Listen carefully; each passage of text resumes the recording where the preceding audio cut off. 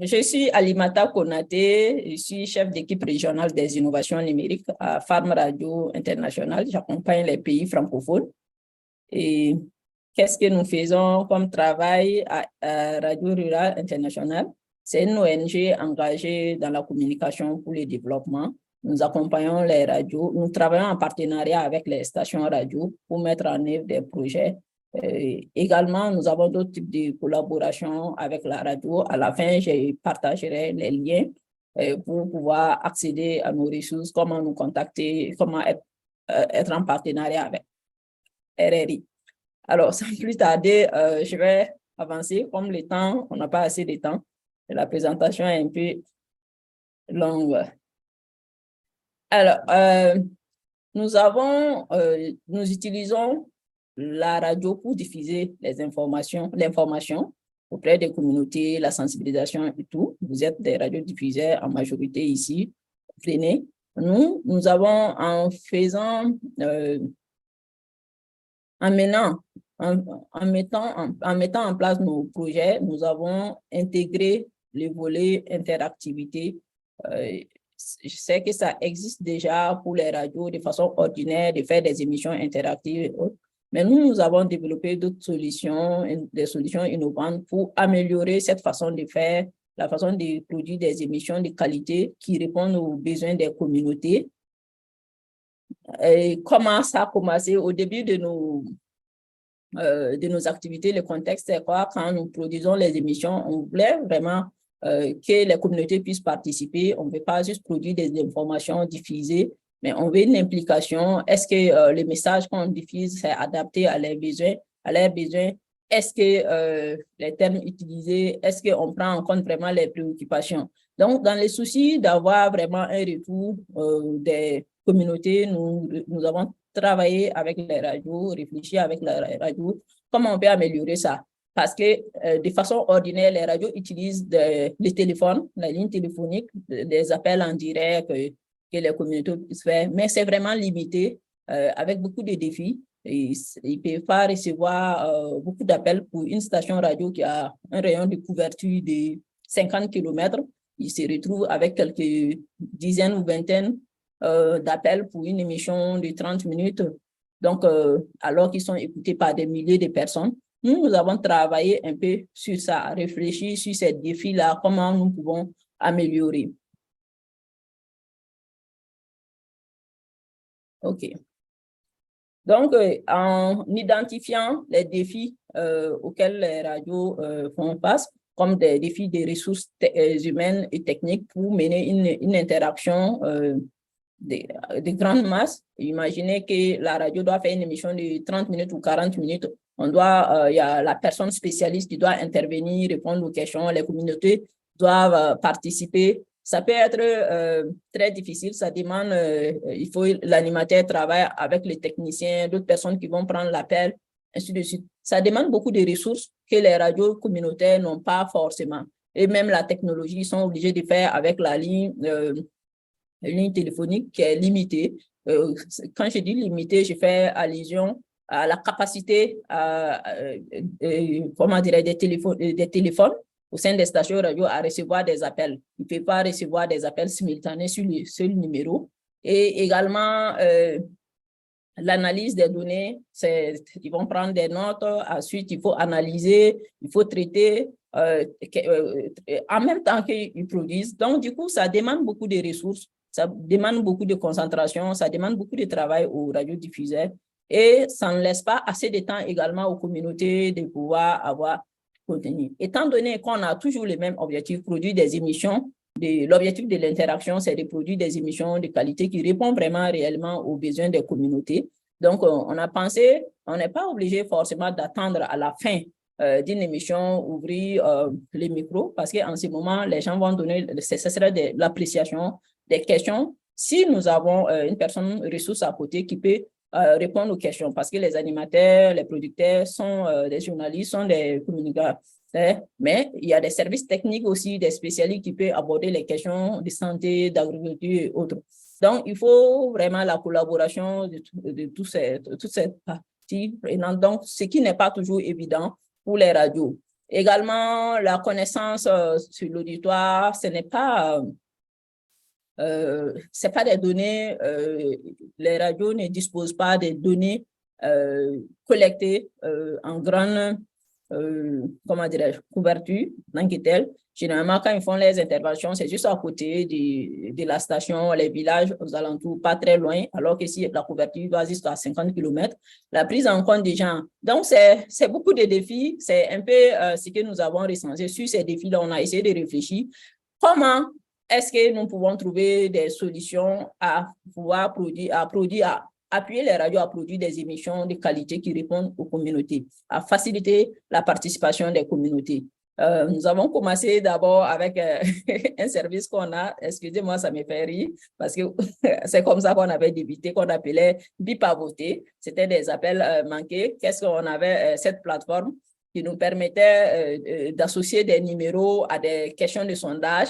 Et quand les communautés doivent participer, pendant l'émission, on pose la question ou avant l'émission, on pose la question. Les auditeurs et auditrices vont biper les numéros qui correspondent à leur choix. Et ensuite, on a les résultats, on utilise, on exploite. Les radios exploitent parce que c'est vraiment pour les radios, c'est les radios qui utilisent.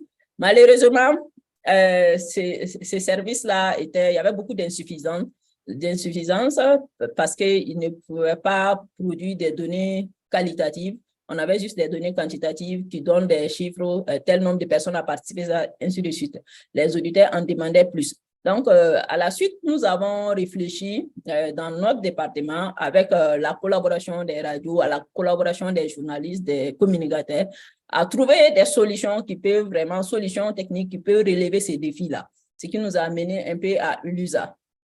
Donc, aujourd'hui, je vais vous parler de Ulusa en tant que service interactif et Ulusa également en tant que service d'assurance de qualité.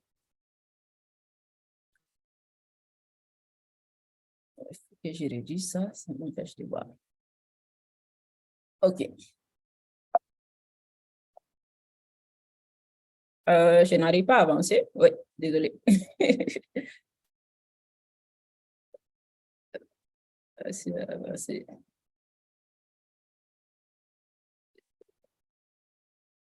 Oh, sorry.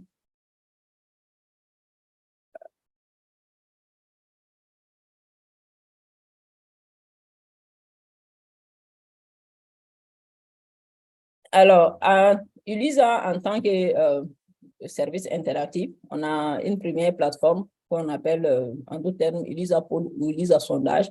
Cette plateforme nous permet de réaliser des sondages auprès des communautés avant la production d'une émission. Et ça permet aux utilisateurs d'envoyer des réponses aux questions qui seront posées par la radio et également à la radio d'avoir des données sur le contenu des émissions et produire, comment dirais-je, produire des données de qualité, excusez-moi, je suis un peu mélangée. Afin de produire des émissions de qualité qui répondent réellement aux besoins des communautés, puisque la production sera basée sur la collecte des données auprès des communautés. C'est un service qui permet d'envoyer des SMS, des messages des messages, comment dire, des sondages, SMS, même par voix, mais nous l'utilisons principalement par voix parce que la tradition africaine, la langue, les gens, c'est plus facile pour nos communautés en milieu rural de parler que d'écrire à cause du faible taux d'alphabétisation et autres. Donc, on utilise le serveur vocal pour ça. Donc, comment nous l'utilisons? C'est une plateforme qui est basée sur un serveur vocal interactif. C'est vraiment côté technique. En d'autres termes, je prends l'exemple des téléphonies mobiles, Orange ou bien Orange, Move, pour ceux qui les connaissent, les compagnies de téléphonie mobile. Ils ont des millions d'abonnés. Imaginez un instant que comment dire, cette compagnie devrait mettre en place une équipe, des équipes pour recevoir l'appel des clients et autres. Ça n'allait pas être évident. Ça demande beaucoup de ressources, c'est pas possible. Donc, le IVR est un serveur qui permet la gestion d'appels de masse, d'appels de masse. Donc, comme il y a beaucoup d'abonnés, le serveur est configuré avec des questions à l'avance. Quand les clients ou les auditeurs, dans notre cas, ça serait les auditeurs, quand ils appellent, ils ont affaire à ces serveurs-là, ils peuvent interagir, répondre aux questions. Généralement, nous utilisons des questions fermées, des questions ouvertes. Les questions fermées, ça va être si ton choix c'est temps, appuyer sur 1. Si genre, tu es une femme, appuie sur 1. Si tu es un homme, appuie sur 2. Ensuite, des questions ouvertes qui nous permettent d'avoir des données de qualité aussi. Là, on donne en général 1 minute de parole aux communautés afin qu'ils puissent s'exprimer. Voilà. Mais avant même de mettre sur le serveur, les questionnaires sont élaborés avec les parties prenantes du projet en collaboration avec les radios, les communautés et tout, pour chaque objectif de communication, pour chaque thématique abordée dans les programmes radio. Si on doit faire une émission sur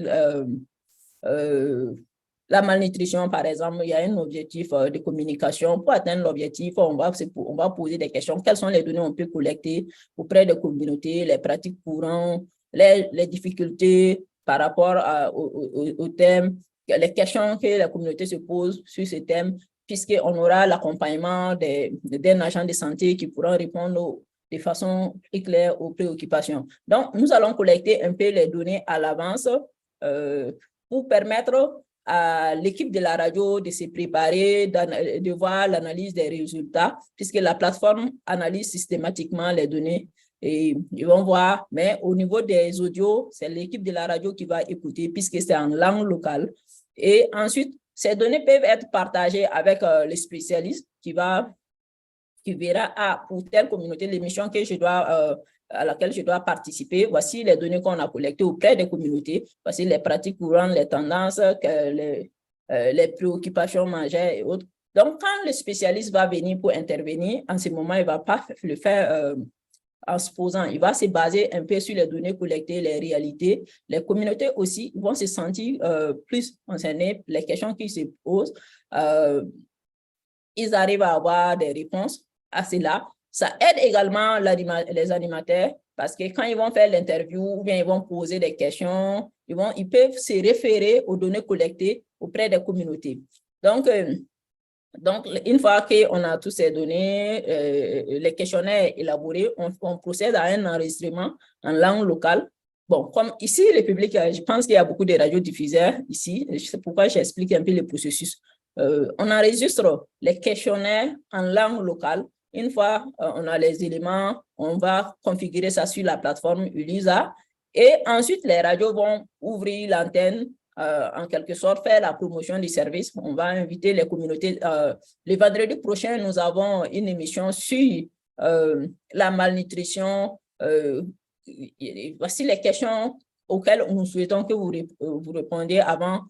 Ainsi de suite, avec les numéros de ULISA, les communautés vont appeler, participer au sondage. Ça va permettre à la radio de collecter des données à l'avance. C'est comme si vous faisiez des micro-trottoirs, mais en masse, ça ne serait pas juste à côté de la radio, mais toutes les personnes qui vous écoutent ont la possibilité de participer. Donc, l'échantillonnage est assez plus large. Donc, une fois que la promotion, ces promos-là se passent, c'est des petits messages comment ils appellent ça, d'autres termes en radio. On fait sous forme de sketch, comme pub qui passe et les gens participent. Ensuite, ça peut se faire avant l'émission, pendant l'émission et après l'émission. Mais les données, quand les communautés appellent, de façon instantanée, vous avez les données sur la plateforme et puis vous pouvez suivre l'évolution, écouter, analyser, commenter. Et ensuite, l'exploitation, les données recueillies seront exploitées pour l'amélioration de l'émission, du contenu du programme, les interviews et tout. Quelques avantages de la plateforme qui nous a aidé à relever les défis auxquels on faisait face au début. Ça facilite la gestion d'appels de masse. Et également, les appels sont adaptés puisque les communautés, quand on va enregistrer dans différentes langues, si dans une station radio, on parle 3 langues, par exemple, le sondage peut être en 3 langues. À l'appel, l'appelant a le choix de choisir sa langue et de répondre. Et ça va permettre de rendre les émissions encore plus interactives, plus participatives. J'en ai parlé tout de suite.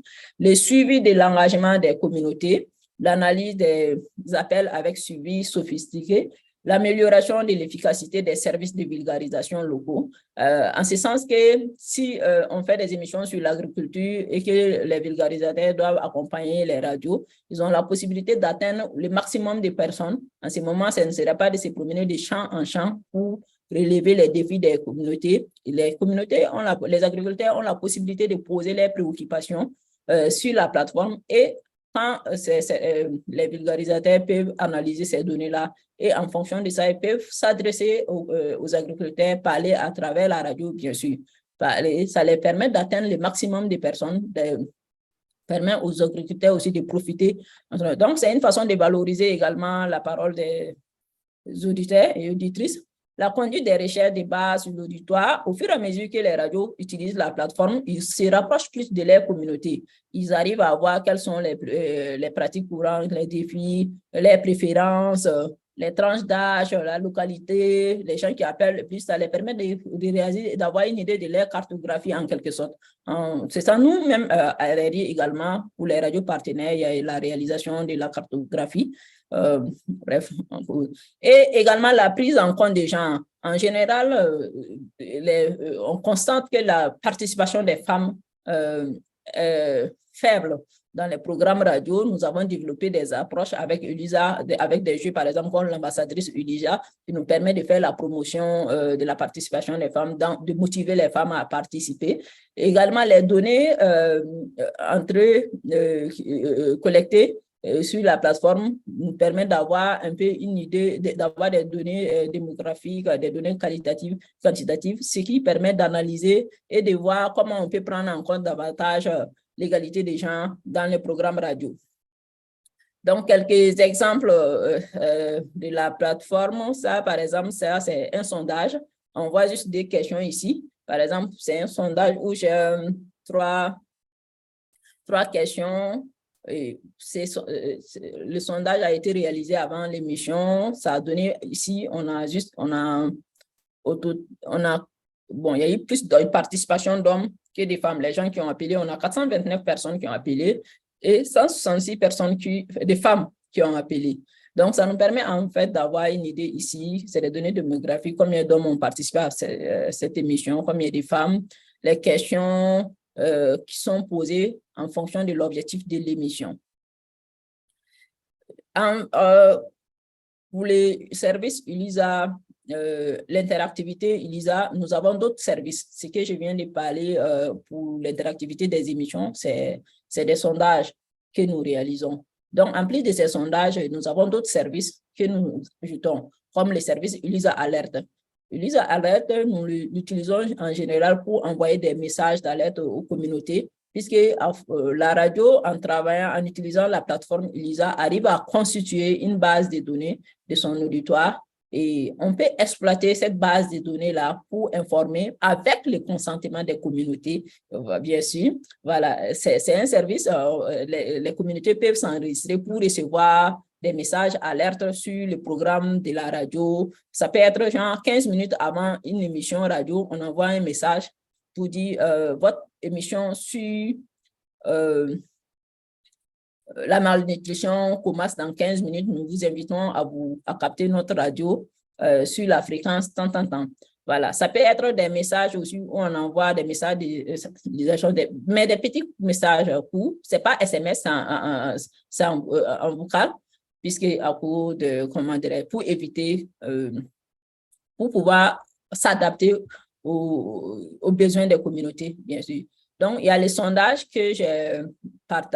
dont j'ai parlé tout à l'heure, qui nous permet d'améliorer le contenu des radios. réaliser des sondages avant, ça peut être pendant ou après. Généralement, après, c'est des sondages d'évaluation pour voir l'appréciation des communautés. Mais si nous réalisons les sondages avant l'émission, ça permet à la radio d'avoir des données de qualité, de pouvoir rediriger, comment dirais-je, de pouvoir...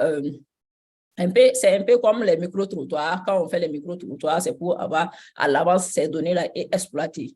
Voilà, c'est pas forcément, les appels ne sont pas en direct, mais ça laisse, les communautés ont toute une semaine. Ça dépend des objectifs du projet et tout. En général, on les laisse une semaine de participation avant l'émission. Comme ça laisse aussi le temps à la station radio d'exploiter les données. On a les services Ulyssa Answer. Les services Ulyssa Answer, on a développé ces services-là suite à un besoin. Quand les communautés participent, il peut arriver qu'une station radio puisse recevoir 1000 questions de 1000 auditeurs, auditrices, et tous ces audios-là ne peuvent pas passer à l'antenne. On ne peut pas répondre à toutes ces questions. Il peut y avoir beaucoup de questions. Il peut être difficile pour une émission de 30 minutes ou 40 minutes de prendre en compte tous ces besoins-là. Donc, nous avons ajouté ces services-là pour pouvoir répondre de façon spécifique, de façon directement aux communautés. Quand les émissions sont produites, les questions qui sont restées sans suite, par exemple, nous allons collaborer avec les experts thématiques qui vont répondre, on les transfère la question et ils vont répondre. Et cette réponse est transférée sous forme d'appel directement à la personne qui a posé la question. Donc, si un auditeur pose une question qui n'a pas été répondue en ondes, l'auditeur a la possibilité de recevoir sa réponse sur son téléphone directement. Comment dirais-je? Les réponses sont enregistrées par les spécialistes thématiques. Ensuite, on a les services Ulyssa Info, qui peut être comme une base de données, d'informations clés qu'on va enregistrer, mettre sur la plateforme. Et les auditeurs, ils peuvent appeler. Après l'émission, par exemple, ils veulent plus d'informations où on peut enregistrer des contenus sur les thématiques, mettre sur la plateforme à l'appel. L'appelant a le choix de choisir les services, les messages à écouter et tout, il peut écouter. Donc, ces services de l'interactivité, au fur et à mesure que nous travaillons, nous recevons beaucoup d'interactions sur la plateforme. Ça, c'est des données, bon, pas actuelles, parce qu'actuellement, on a encore plus. Mais en 2020-2021, nous avons reçu 434 250 interactions sur la plateforme Ulyssa. Donc, les stations radio qui sont partenaires ont tous accès dans n'importe où dans les différents pays, généralement en grande partie en Afrique. Et les interactions, le nombre d'auditeurs enregistrés, voilà, et les interactions ici. Ensuite, nous avons la plateforme Ulyssa-Log. Cette plateforme a été conçue pour faciliter le travail des radios et le suivi de qualité. Quand nous travaillons avec les stations radio, nous avons des approches de communication, des stratégies de communication. Il y a des formations qui sont, les radios partenaires bénéficient d'une formation pour la production d'émissions de qualité, en fonction de ces approches et tout. Donc, cette plateforme nous permet de sauvegarder les émissions. Une fois que les radios produisent une émission, ils vont sauvegarder sur la plateforme. L'équipe RRI, les journalistes et les personnes ressources aussi ont l'accès, peuvent aller écouter l'émission et l'évaluer. Ça permet de voir pour telle émission, quels sont les points faibles, quels sont les points forts, comment on peut améliorer à l'avenir l'épisode suivant. Donc, c'est par épisode. Chaque semaine, les programmes produits sont chargés sur la plateforme, analysés. Et les radios ont la possibilité de faire un retour aussi. Voilà. Donc, ici, cette capture donne une idée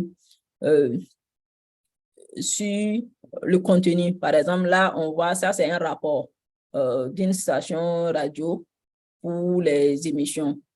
C'est lors de la mise en œuvre d'un projet. on se retrouve, on appelle ça le bon mieux meilleur, une façon d'évaluer. Bon, ça veut dire, le good, ça veut dire à peu près passable, les mieux, better, ça veut dire, le programme est bien, mais c'est l'objectif ultime qu'on recherche, c'est vraiment arriver à un niveau supérieur. Donc, les contenus, on a ici les gens, la prise en compte des gens dans le programme, comment ça a été, la qualité des interviews, la qualité des appels, comment les questions ont été relevées, l'interactivité de l'épisode, l'intro de l'épisode, est-ce que ça a été de qualité, l'extro, est-ce que ça répond aux normes, ainsi de suite. Voilà, ça c'est juste les résultats. Au niveau de l'analyse, c'est toute autre chose que ça montre. Les personnes qui sont les personnes responsables de l'évaluation vont cocher les éléments qui ont été pris en compte dans l'émission en écoutant ceux qui n'ont pas été pris en compte. Donc, c'est sur cette base-là que les résultats s'affichent comme ça. Voilà, donc c'est par semaine, par exemple, semaine, ça veut dire ça, c'est l'épisode 1, l'épisode 2, l'épisode 3 et la qualité. Dans l'ensemble, il te donne, voilà, par exemple, on voit c'était l'épisode 1, c'était passable, l'épisode 2, c'était super bien. Quand c'est en vert, on voit, c'est ce que nous recherchons. L'épisode 8 est un peu en rouge, ça veut dire que il y a des éléments qui sont okay. Et nous avons les commentaires ici sur le contenu, l'évaluation de la qualité. Voilà. Je vais arrêter la présentation. Est-ce qu'on voit toujours mon écran ou c'est toujours figé sur la présentation? Je ne sais pas. On voit encore l'écran. Mais maintenant, on voit log Ulyssa FM. Voilà, donc ça c'est log.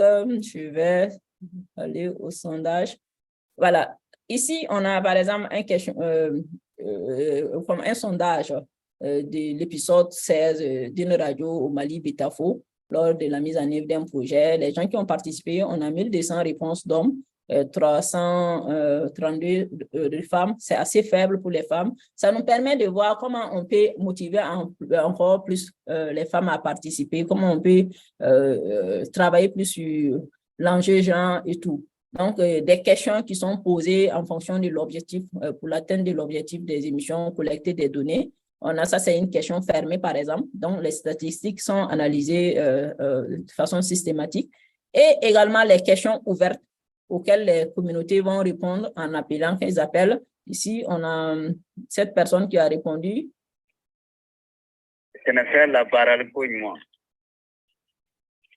Est-ce que les sons ressortent à votre niveau? Continue, Alimata, je crois que c'est une erreur de manipulation.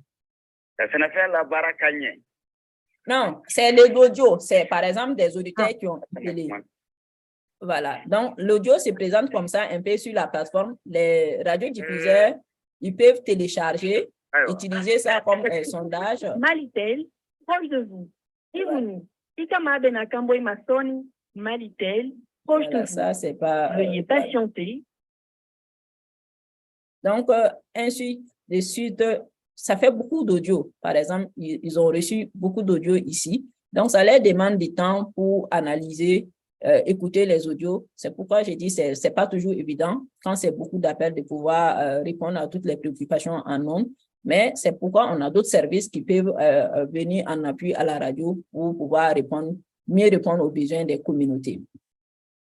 Le log, ça donne juste les résumés des projets en cours.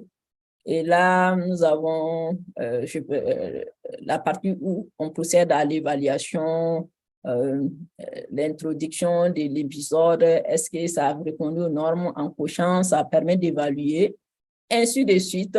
Et ensuite, la personne spécialiste formateur des métiers radiophoniques qui a donné son commentaire par rapport à la qualité de l'émission. La radio a la possibilité aussi de venir commenter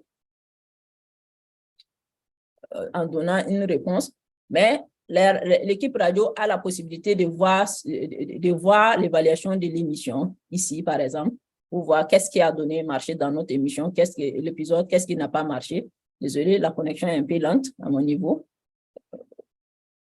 qu'est-ce qui a donné, qu'est-ce qui n'a pas donné, comment on peut améliorer. Je choisis ça, par exemple. Voilà. Comment on peut améliorer. Ils ont tous les éléments, ce qui n'a pas été fait du tout. Donc, ça nous permet d'améliorer au fur et à mesure que les radios partenaires produisent. C'est en même temps une formation. C'est un processus qui permet d'améliorer le contenu de programme radio. Donc, c'est des plateformes que nous utilisons essentiellement. Je vais m'arrêter là parce qu'on n'a pris pas le temps pour vous permettre de poser les questions. Il y a beaucoup à dire sur Elisa. J'ai essayé de résumer comme je peux.